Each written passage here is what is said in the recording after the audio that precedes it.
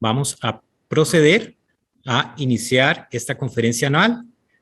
Sean todos y todas bienvenidos a la conferencia anual 2021 de la Fundación Omar Dengo, con la participación de la doctora Tamara Fuhrman de la Universidad de Columbia. Para dar inicio a esta conferencia, vamos a darle la palabra a la doctora Leda Muñoz, directora ejecutiva de la Fundación Omar Dengo, quien tiene unas palabras de bienvenida y de introducción a esta actividad. Doña Leda, adelante. Muchas gracias, Eduardo. Bueno, buenas tardes a todas las personas que nos acompañan esta tarde, de tantos lugares distintos, que la verdad estamos muy emocionados. Nos toca este año continuar la tradición de la conferencia anual de la Fundación Omar Dengo mediante estas alternativas virtuales, y esta es ya una tradición que suma más de 25 años de ofrecer al país conferencistas del más alto nivel para conversar con nosotros de temas actuales, de los retos más apremiantes en este dinámico y emocionante mundo de la incorporación de las tecnologías para apoyar la educación. Hoy nos acompaña la doctora Tamara Fuhrman, investigadora aguda, académica destacada, querida colega, cuyas investigaciones y propuestas de modelos educativos basados en tecnologías y en la visión propuesta por Seymour Papert, el construccionismo, nos hace pasajeras y pasajeros de un mismo viaje, siendo Papert precisamente el gran padrino del Programa Nacional de Informática Educativa, conocido como PRONI, que la Fundación desarrolla en alianza con el Ministerio de Educación Pública desde hace más de 30 años y que fue iniciado con él, ese genial matemático, educador, pionero de la inteligencia artificial, inventor carismático y siempre hasta sus últimos días con alma de niño travieso. Representa Tamara así una nueva generación de brillantes científicos y educadores que heredaron y abrazaron con pasión las ideas poderosas de Papert y las enriquecen cada día con la mirada fresca e inquieta de quienes ya nacieron o desde edades muy tempranas han vivido y funcionado en un mundo muy parecido al que Papert ya vislumbraba.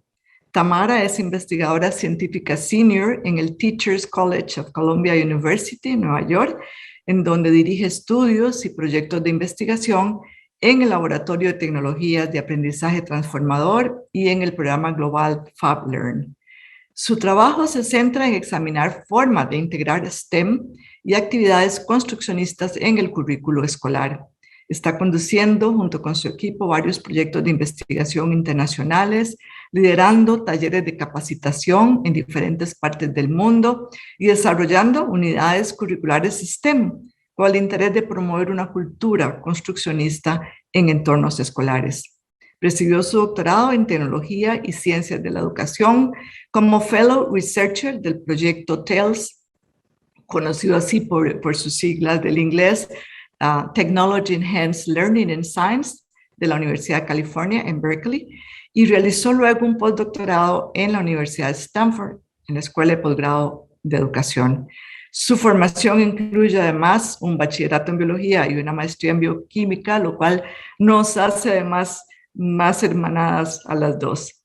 La enorme coincidencia en los modelos y enfoques que Tamara promueve, con los que trabaja la Fundación para llevarlos al aula, a docentes y estudiantes en miles de escuelas públicas a través del PRONI, hace que la doctora Fuhrman sea hoy una invitada muy especial. Así, tenemos temas centrales que no son comunes, como pensamiento computacional o diseño modelaje, el enfoque construccionista que nos facilita la incorporación de la robótica, la computación física, las simulaciones o trabajar Big Data para el desarrollo de capacidades cognitivas que preparan a las nuevas generaciones para ese futuro incierto, cambiante, pero sin lugar a duda permeado de tecnología y de grandes retos. Retomando el título de la conferencia de hoy, las preparamos para un mundo que no existe todavía. Hoy Tamara nos viene a contar específicamente del gran reto de promover y estimular el desarrollo de vocaciones y talentos en las nuevas generaciones en STEM. Recordemos que STEM se refiere a las siglas en inglés de ciencia, tecnología, ingenierías y matemáticas, disciplinas que se consideran pieza clave y motor de ese Lego con que se construye desde ya el futuro que apenas podemos imaginar. En Costa Rica este sigue siendo un tema que necesitamos trabajar bastante más, particularmente entre las niñas y las jóvenes, pues las mujeres siguen estando subrepresentadas en estos espacios y aún en estos momentos, iniciando su formación en carreras universitarias o técnicas, son minoría. Por otro lado, si bien el construccionismo es incluido en la formación de los docentes en muchas de las carreras de educación del país, saber llevar este enfoque al aula y hacerlo bien, lograr diseñar una mediación congruente con este abordaje ocurre raramente en los centros educativos nuestros. Y tal vez no es de extrañar, pues con mucha frecuencia este se enseña en las carreras de educación de manera teórica, lo que sin duda resulta muy paradójico. Es por ello que nos pareció tan valioso establecer esta conversación con la doctora Furman, que contribuya a que docentes, directores, autoridades, científicos e innovadores puedan identificar alternativas pertinentes para implementar este valioso abordaje. Así que sin más preámbulos, invito a Tamara a tomar la palabra y compartir con nosotros las ricas experiencias que ha acumulado y los muchos conocimientos que nos trae. No sin antes en agradecer en nombre de la Fundación Omar Dengo y en el mío en particular su buena disposición y su continuo entusiasmo para acompañarnos esta tarde. Tamara, no fue fácil, llevamos un buen rato tratando de hacer cosas juntas, pero lo logramos. Aquí estamos. Bienvenida. Hey, thank you so much, Lida and Eduardo. I'm going to share my screen. Muchísimas gracias, Leda y Eduardo. Voy a compartir mi pantalla para que iniciemos. Ver si pueden ver mi pantalla. Sí, la vemos. Entonces, sigamos. Todos, buenas tardes todos. Quiero compartir con ustedes algunas personales por los últimos años. Entonces, mi hermano ha trabajado en STEM en Monteverde y en esta foto pueden ver a mis sobrinos. Mi sobrina nació en Costa Rica, es una tica. Entonces, soy muy apasionada por los niños y por eso me convertí en una investigadora en educación, pero ahora tengo también un interés personal en la educación en Costa Rica. Así que muchas gracias y estoy muy contenta de que me hayan invitado. Hoy vamos a hablar sobre cómo enseñar STEM para un mundo que todavía no existe y muchas cosas han tenido un impacto en la educación. Entonces, si queremos que los niños se desempeñen bien en el mundo, tenemos que cambiar radicalmente cómo aprenden y específicamente cómo aprenden STEM. Entonces, voy a hablar primero de algunos elementos que impactan la educación y algunas actividades que hemos desarrollado con estudiantes reales en términos de cambios en la educación. Entonces, estamos viviendo en tiempos sorprendentes, muy lindos. Estamos en constante cambio. Entonces, por ejemplo, esta foto de septiembre del 2021, vemos a la gente volando. Y entonces, aquí podemos ver la inspiración, que esta es una cuadrilla, digamos, que tenían que cumplir esto en 3 días. Entonces estamos empezando a viajar al espacio con civiles. En octubre, por ejemplo, Amazon ordenaron muchos sistemas autónomos. Paquetes, por ejemplo, ya no se van a ser entregados por personas, sino que los van a entregar robots. Y en noviembre tenemos una medicina que se hizo para ayudarnos a curar de esta terrible enfermedad de lo que hemos sufrido en los últimos 2 años. Entonces descubrimos la vacuna en tiempo récord y siempre, todos los días, epistemología es algo que discutimos todos los días este año. Entonces todo cambia tanto, pero todavía estamos enseñándole a los niños división larga, pedimos que memoricen cosas y que trabajen individualmente siguiendo instrucciones. En el 2021, los estudiantes generalmente siempre se sientan enfrente de una maestra, escuchándolos y leyendo libros de texto como en el siglo XIX. Entonces, hay muchos factores que impactan la educación y voy a hablar sobre cuatro importantes. Entonces, la cultura de la fuerza de trabajo, nuevas herramientas que están desarrollando, los que hacen políticas, que hacen las normas nacionales y pedagogía progresiva que se basa en la investigación universitaria. Tenemos que tomar ventaja de estos factores. Hoy estamos viviendo en el momento oportuno porque muchos de estos factores están listos para usar, solo tenemos que usarlos. Si queremos hacer cambios en la educación, este es un gran tiempo. Entonces, la fuerza laboral está cambiando dramáticamente. Entonces, no se asusten con este gráfico, los voy a explicar. Entonces, todo está cambiando. Muchos empleos los va a reemplazar las computadoras y van a ser automatizados, como los camiones que les acabo de mostrar de Amazon.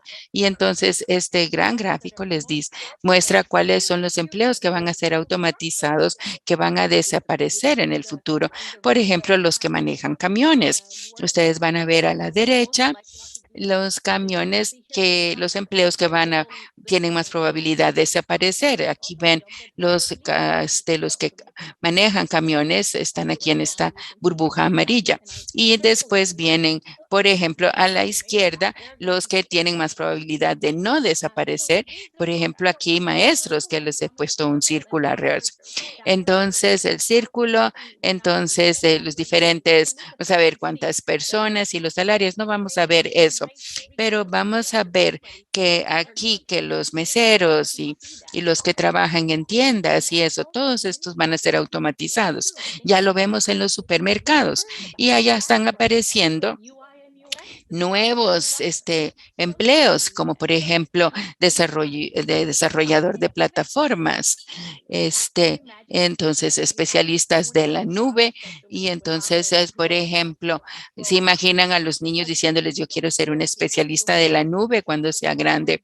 Entonces, si no capacitamos a los niños hacia estos empleos con palabras que todavía no existen, tenemos que enfocarnos menos en contenido y más en habilidades y prácticas.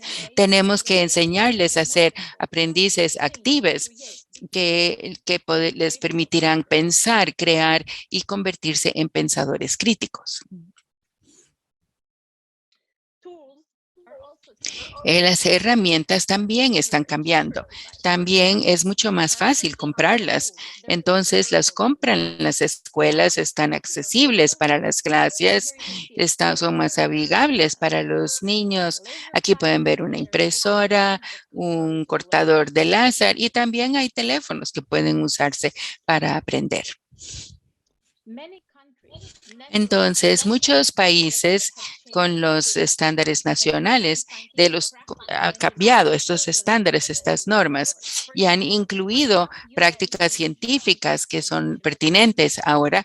Entonces, por ejemplo, tenemos las normas científicas de la nueva generación.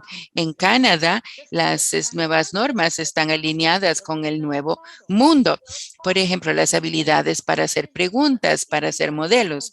En Finlandia hay algo que se llama motivación y alegría para aprender en el currículum, la motivación para aprender, ¿se lo imaginan? Y también en Colombia, entonces tienen muchas otras cosas novedosas. Esas normas vienen a ser componentes de los nuevos currículums. Entonces, claro, la pedagogía como el construccionismo, que lo desarrolló Simon Papert aquí en esta foto. Entonces, ellos lo presentaron en el Omardengo Fundación hace muchos años. Se lo presentó ahí, así que muchas gracias por tenerme a mí hoy en esta presentación. Entonces, esta construccionismo también apoya cambios en la educación STEM, que los niños no son contenedores, no son recipientes a los que podemos echarles conocimiento. Los niños deberían construir nuevo conocimiento, construyendo nuevas cosas, objetos físicos, haciendo cosas. Entonces, desarrollar habilidades y prácticas usando herramientas para crear, para construir juntos. Entonces, sus cosas interesantes alineadas con lo que la gente está haciendo en el mundo actual realmente. Y entonces voy a parar un momento y luego Eduardo les va a explicar cómo hacer lo de cómo usar la traducción y luego regresamos a algunas cosas a ver cómo estamos tratando de hacer algunos cambios en la educación. Les voy a dar unos ejemplos de actividades de currículum. Entonces, por ejemplo, en la clase, todos estos han sido implementados en las clases dentro de las restricciones y las limitaciones de las clases. Entonces,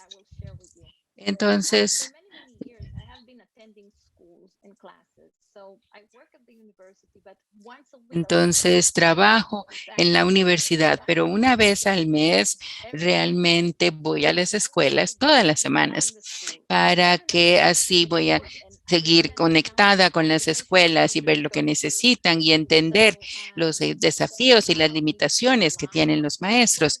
Yo creo que esto me ayuda a mantenerme alineada con lo que está sucediendo y a mí me encantan los niños y entonces los puedo ver una vez a la semana por lo menos, que es muy bonito. Primero vamos a hablar de un robot de manipulación de líquidos, así. Entonces, la mayoría de los laboratorios hoy están operando con robots. Entonces, usan robots para realizar experimentos complejos. Por ejemplo, ver 10,000 no sé qué en los laboratorios. Entonces, ahora hay muchas maneras automatizadas para la ciencia. Y entonces, ahora esta ciencia tiene que aprender a manejar y programar estos robots. Entonces, aquí tenemos un video corto.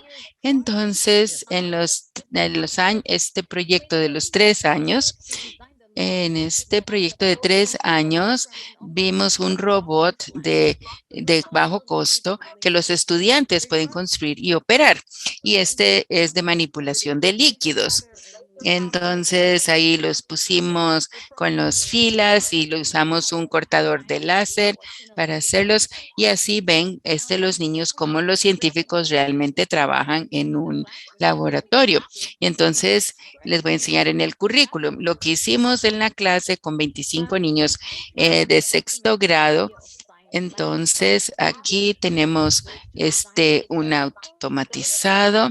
Les pedimos que diseñaran un protocolo para darle instrucciones al robot y luego para realizar el experimento, por ejemplo, para medir el pH del agua. Y entonces esto era para que nosotros usáramos y exploráramos el aprendizaje de los niños mientras ellos combinaban ingeniería, ciencia y pensamiento computacional. Y entonces aquí los ven en la escuela trabajando en grupos, tienen la computadora y el robot. Entonces aquí pusimos agua con color, pusimos ahí exactamente como lo que se usa en los laboratorios. Les dimos esto y les pedimos que lo hicieran manualmente, sin automatización, y entonces ahí tenían un desafío y ahí ellos verían las ventajas de hacer esto automatizado. Muchos de los niños se quejaron, mira, yo trabajé mal, mira lo que hicimos, yo lo hice con mi jeringo, pero no se parecen, son diferentes. Entonces, ahora sí entendieron la limitación de hacer las cosas manualmente. Entonces, aquí Entonces, cuando les pedimos que escribieran, por ejemplo, instrucciones precisas para que hicieran un sándwich de mantequilla de maní con jalea, eso tal vez en Costa Rica no funcione tanto, pero los norteamericanos comen. Y entonces ellos tenían que escribir esto exactamente y dar buenas instrucciones para que el programa computacional, y porque necesita instrucciones muy precisas, tenían que hacerlo. Entonces hicieron, hay que poner la mermelada y la tienen que poner en el pan. Y entonces tuvieron que rediseñar porque simplemente se estaba poniendo el vaso de la mermelada encima del pan.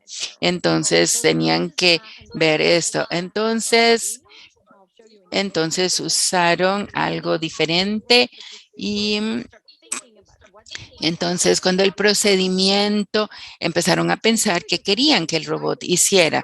Y aquí a la derecha pueden ver el código actual y los chiquillos realmente preparando el código y comprobando el pH con los indicadores de pH.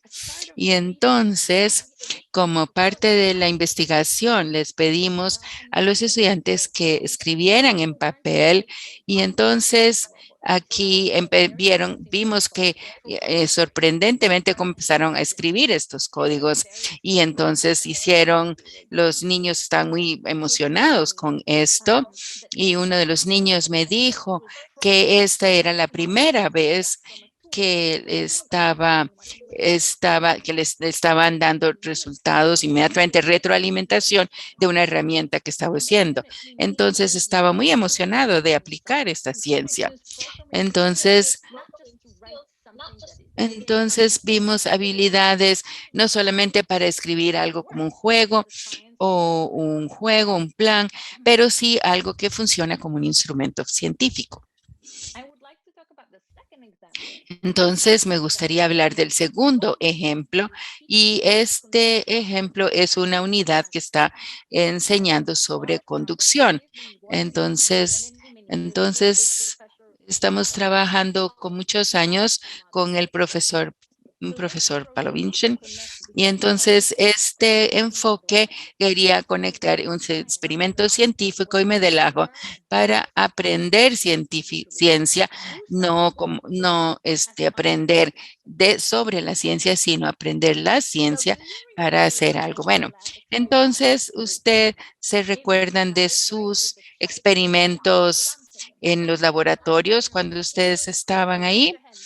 Entonces, levantar la mano era lo mejor para ver si se acuerdan de algo. Entonces, en las clases de ciencias más tradicionales, entonces escribían algo. Entonces, tal vez otro día en el laboratorio podían entonces realizar un experimento. Y entonces tenías que mezclar materiales y realizar un experimento. Y entonces realmente esto no es algo seguro si está conectado con lo que estaban aprendiendo en la clase anterior, en la teoría, o si es algo diferente. Entonces realmente no recordábamos bien. Entonces el experimento que hacían estaba mayoritariamente desconectado.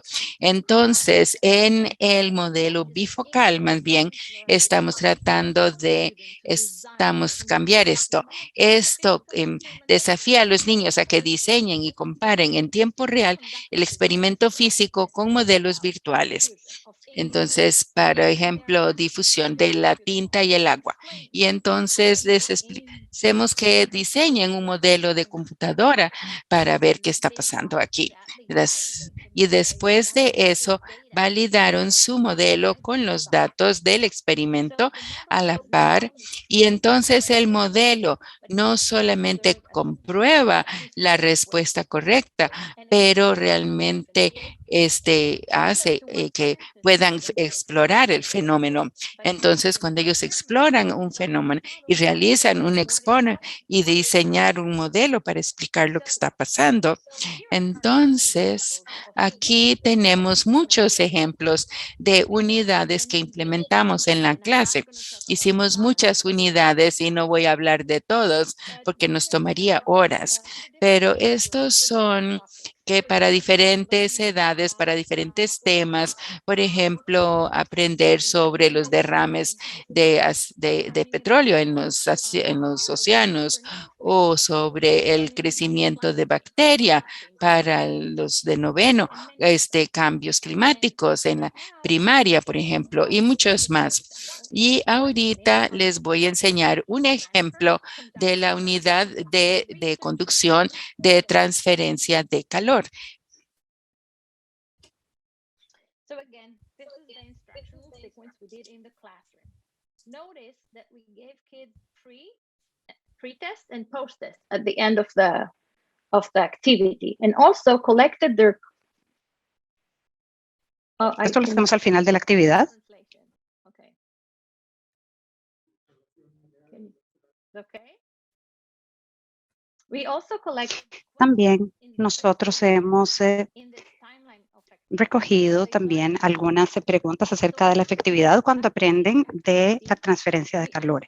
Después de cada actividad también les solicitamos, les dimos una hoja en papel y les pedimos que hicieran las preguntas que quisieran. Escribieron preguntas después de hacer el experimento físico para saber qué querían saber y nosotros también las recopilamos. Y la meta de investigación fue explorar el impacto de estas actividades acerca de las preguntas y de lo que aprendieron con este modelo bifocal. Como enfoque, la primera actividad que realizamos, pues, tener 3 estaciones en el aula, cada una de ellas con un experimento práctico acerca de distintas transferencias de calor.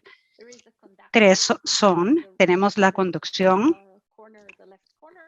que lo podemos ver en la esquina izquierda, luego tenemos la radiación y luego la convección, pero no vamos a discutirlos. En la segunda actividad nos enfocamos en la conducción. Y aquí ellos pudieron realizar un experimento. Pusieron el cobre aquí, un plato de cobre, y luego le pusieron un termómetro en la parte más cerca de la parte de abajo y otra en la parte superior. Y tenían que registrar las temperaturas para ver cómo se daba la transferencia de calor. En el cobre. También se les pidió diseñar un modelo en papel que explicara el experimento y le preguntamos cómo creen ustedes que se transfiere el calor en este plato de cobre. Ellos tenían que poner atención a la interacción entre las partículas y aquí pueden ver algunos de los modelos tan bonitos que ellos hicieron. Por último, los introdujimos al modelo que nosotros habíamos diseñado de conducción de calor, es parecido a los experimentos para que ellos pudieran comparar los datos del experimento con el cobre y este modelo para tratar de validarlo al comparar los datos del experimento y los del modelo y de esta forma encontraron algunas discrepancias y conflictos entre los datos reales y el modelo. Una de las discrepancias de ejemplo es que en el experimento se perdió también calor y después de un rato también el agua se empezó a enfriar y esto no sucedía en el modelo. Así que los niños estaban aprendiendo el conocimiento a través del modelo y estos modelos no exactamente se ven como los fenómenos reales y aquí es otro de los problemas con que tuvimos que lidiar para poder entender en qué consiste el modelo. En los resultados de la investigación vimos 3 cosas. Vimos las pruebas previas y las posteriores, las prácticas de modelo y también las destrezas para las preguntas. Y aquí podemos ver lo que ellos aprendieron. También los contenidos acerca de la transferencia del calor y también acerca de los tipos de modelos. Cuando analizamos las prácticas de diseño, ellos empezaron a progresar hasta los dibujos que pueden ver aquí, ya más artísticos también y no tan relevantes para la parte del experimento científico. Pero aquí lo estamos viendo como una experiencia de micronivel, contexto y los dibujos para explicar el trabajo que ellos estaban realizando en las pruebas que se dieron después. Y cuando vemos las destrezas para hacer preguntas, que creo que es una destreza muy importante, hay estudios que demuestran que estas destrezas empiezan a perderse cuando empiezan a crecer, porque cuando son pequeñitos siempre preguntan de todo. Si ustedes tienen niños, lo pueden ver en su casa. Cuando tienen 5 años o menos, hacen demasiadas preguntas porque quieren saberlo todo y son muy curiosos. Pero luego, ya cuando están en la primaria, incluso después, ya cada vez hacen menos preguntas y ya en la secundaria casi no preguntan nada. Así que nosotros estamos tratando de enfocarnos en la investigación de cuántas preguntas estaban haciendo los niños y también el tipo de preguntas que estaban realizando.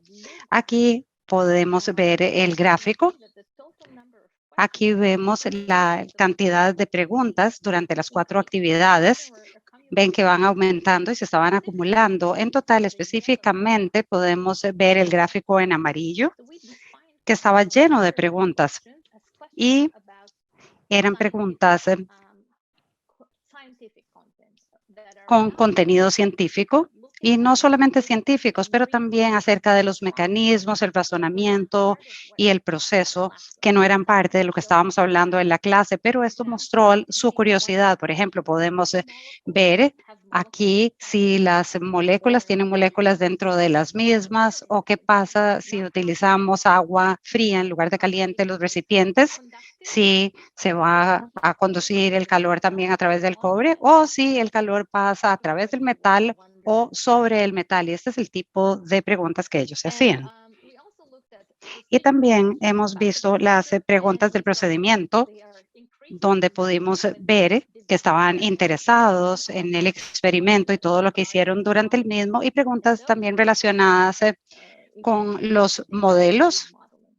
Y estas fueron más frecuentes durante este trabajo.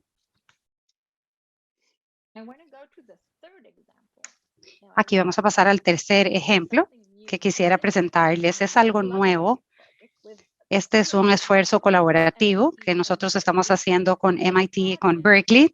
Y este proyecto es un proyecto de 3 años que investiga cómo el modelado computacional puede presentarse a través del diseño y la investigación en los colegios. Y aquí tenemos algunas de las noticias que recibimos respecto a eso, lo cual nos emocionó mucho con los buenos resultados. Se los voy a mostrar. ¿Recuerdan cuando les hablaba acerca del aula antes de preguntarles acerca de las clases regulares de ciencias? Este modelado computacional lo utilizamos para confirmar una teoría también.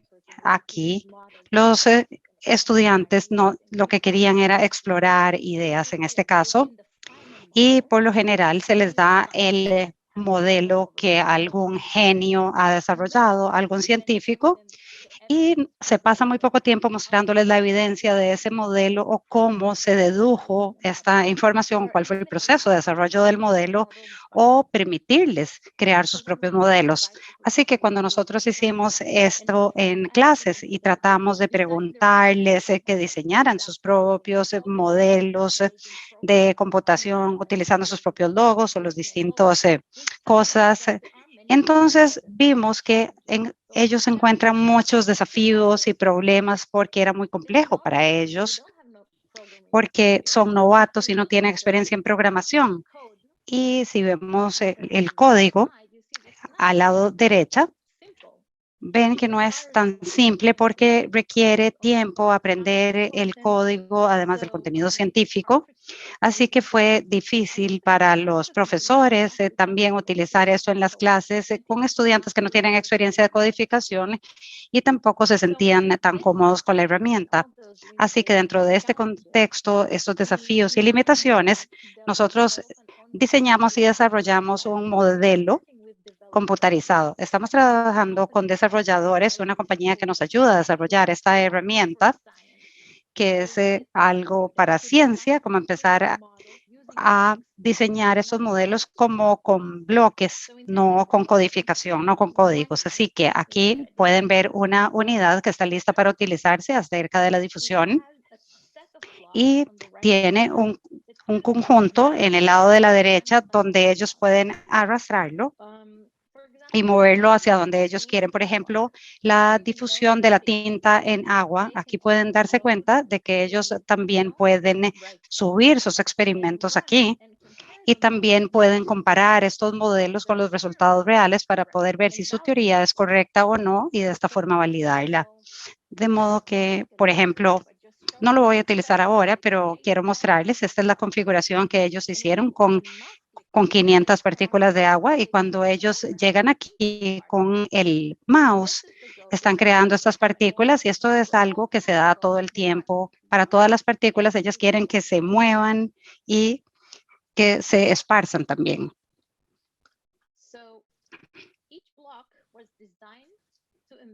Cada trabajo fue diseñado para poder seguir un procedimiento específico relacionado con la difusión y la idea es que si ellos pasaban lidiando con la complejidad del código, entonces no se van a enfocar en los ensayos y refinar la mecánica que ellos están estudiando o en el diseño del modelo, en este caso de difusión. Y al mismo tiempo ellos pueden subir sus datos, como lo pueden ver, y compararlo con el modelo que han diseñado. Así que los estudiantes están utilizando este modelo como una prueba, como una herramienta de prueba para poder probar sus ideas y ver cuál es el mejor experimento en el caso de la difusión.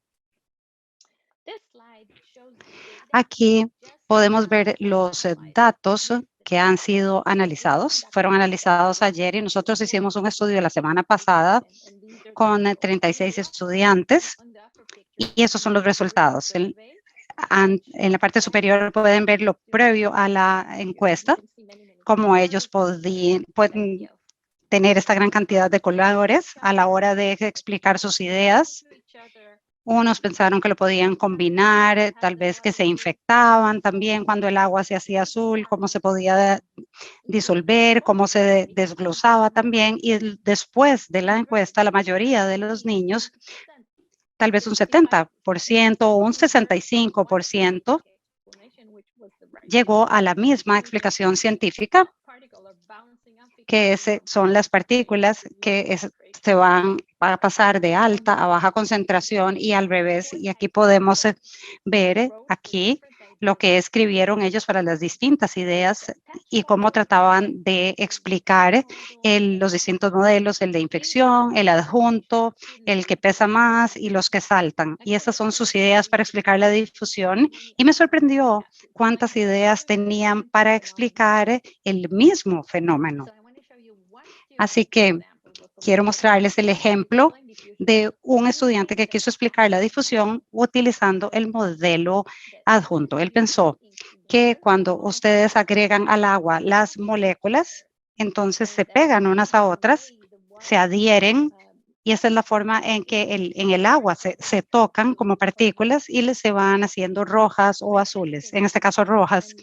Al realizar ese experimento y correr el modelo, descubrieron que las partículas se estaban haciendo más grandes como un grupo y pueden ver acá que no era lo que ellos esperaban. Eso no es lo que estaba pasando en el experimento real porque no eran un grupo, así que descartaron este modelo porque estaban buscando otra explicación que les ayudara a entender y aquí lo podemos ver. Ese es el código que escribieron para todas las partículas y cómo ellas interactúan. Si la partícula está tocando la pared, está rebotando, pero si toca otra partícula, se adhiere a la misma. Así que pueden ver aquí, espero que los vean, estos que se han juntado. Y esto en realidad no es lo que pasaba en el experimento real. Estamos en el proceso de desarrollar más unidades y esta mañana estuve en un aula con 30 niños que estaban intentando trabajar con las distintas unidades. Estábamos hablando de distintos temas y estamos implementando algunas cosas desde el inicio, y la idea de diseñar un modelo basado en datos reales y validarlo basado en los resultados es que hacen los científicos en su trabajo, y nosotros quisiéramos que los niños hicieran exactamente lo mismo. Así que aquí pueden ver que tenemos 3 tipos de datos que los niños van a poder utilizar. El primero a la izquierda son los datos de los experimentos, como el video que les acabo de mostrar acerca de la difusión. El segundo son los datos públicos, por ejemplo, datos acerca de la pandemia, del virus del COVID, o cómo se están expandiendo los incendios forestales en California, por ejemplo. Y el número 3 van a ser los datos del sensor. Estamos utilizando sensores para recopilar datos, por ejemplo, un sensor de humedad para investigar la cantidad de agua en las plantas, por ejemplo. En este caso es una planta de albahaca para saber cuánto necesita de agua para crecer, o cuál es la luz, por ejemplo, que necesitamos para que pueda hacer la fotosíntesis. Y estos son los datos que vamos a utilizar después en las unidades. Ahora les quiero hablar del cuarto ejemplo, que es un proyecto muy nuevo que iniciamos durante la pandemia. Y este es una colaboración entre nuestro departamento con el Departamento de Columbia de Computación y el Instituto de Datos Científicos. Las escuelas estaban cerradas, las aulas estaban vacías y todos los niños estaban en sus hogares. Y descubrimos que en muchos hogares, en distintos lugares, no tenían conexión a Internet, y tal vez esto puede ser en algunos lugares en Costa Rica también. Cuando no hay Internet, no pueden aprender los niños. Sin embargo, muchos de ellos tenían teléfonos, y esto fue sorprendente para nosotros porque tenían planes de datos, o tal vez sus padres tienen un teléfono celular con un plan de datos, y los tratamos de utilizar como plataformas de aprendizaje. Y esto es lo que desarrollamos como el sistema de mensajería de ciencia, ese parecido al WhatsApp que todos conocen. Y podemos aquí tener la información científica desde los hogares. Aquí podemos ver los ejemplos de la unidad que fue diseñada y entregada a los estudiantes de 10 años de edad que están tratando de trabajar aquí en la cocina, en sus hogares, siguiendo una lección en WhatsApp, aprendiendo acerca del pH y al mismo tiempo cocinando pancakes en la cocina. Aquí vemos las fotografías, y aquí el investigador le dice lo que tiene que hacer. Y en el siguiente paso de este proyecto, estamos tratando con 2 profesores de computación, tratar de diseñar distintas capas de lo que ya hemos hecho y lo que vemos con WhatsApp, por ejemplo, para que los estudiantes no solamente puedan hacer los experimentos, sino que vean las cosas en sus hogares también. Así que nosotros lo que les vamos a dar son actividades en sus celulares como una herramienta para que ellos puedan ver las moléculas, que las puedan agrandar, para poderles ayudar a entender las razones que tienen las cosas científicas en la casa. Por ejemplo, para hacer, pueden hacerse un té para explicar la difusión en agua caliente, u otro tipo de experimentos para explicar otros fenómenos, como Pokémon Go, pero para la ciencia. Entonces, estos son los 4 ejemplos, y me encantaría conocer su opinión al respecto. No sé si les parecieron muy complicados. Algunos otros estaban utilizando las herramientas que tenían a mano y necesitaban ayuda, y otros también les pareció muy simple. Y si regresamos a los 4 factores que van a impactar en los cambios en la educación hoy en día, podríamos ver acá que con la capacitación adecuada, el enfoque y la mentalidad, podemos desarrollar estas actividades en los programas escolares que pueden estar alineados con este mundo cambiante, y no sabemos hacia dónde nos dirigimos. Hay cosas que son futurísticas, que funcionan, como las nuevas herramientas que están siendo desarrolladas. Hay nuevos estándares nacionales y productividad, y esta es un resumen de los principios comunes que impulsan estas actividades. Así que estamos recomendando menos contenido, pero más enfocado en la comprensión para poder hacer cosas concretas, enfocarse en lo que es auténtico y significativo como actividad. Queremos mucha exploración, investigación, que sea abierto, que se pueda compartir el trabajo también, que sea en grupo, el aprendizaje interdisciplinario, que sea divertido, porque tienen que disfrutar lo que hacen utilizando las tecnologías, lo cual está bien. Hay proyectos complejos también.